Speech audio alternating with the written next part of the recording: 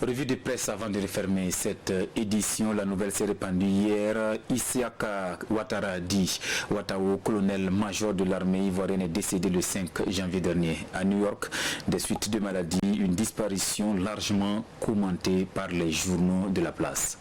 Vincent Kendrebego. Ouattao passe l'arme à gauche. C'est un titre du journal Le Pays qui annonce le décès de Isiaka Ouattara, colonel-major de l'armée ivoirienne, décédé le 5 janvier dernier à New York. Il était le plus célèbre des commandants de zone, les Comzones, principaux chefs de la rébellion des forces nouvelles.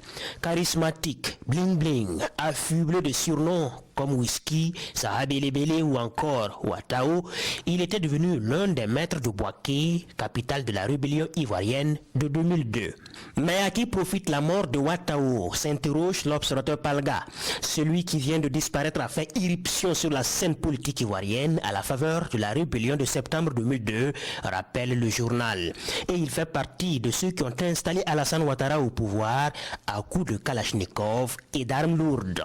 Les deux camps, Ado comme Soro, redoublent de compassion suite au décès d'un frère. Mais puisque les deux alliés d'hier sont désormais à couteau tiré, la mort aura épargné à Ouattao le choix cornélien auquel seront confrontés tous les ex-Comzones dans cette guerre impitoyable entre Ado et Soro, conclut l'Obs. Fin de show pour Anaconda, titre aujourd'hui au Faso qui lui consacre toute sa une. Sa disparition est une perte pour l'armée ivoirienne, comme en témoigne le président Ouattara, certes, mais il manquera certainement à Soro qui parle de l'effondrement d'un des piliers du 19 septembre 2002.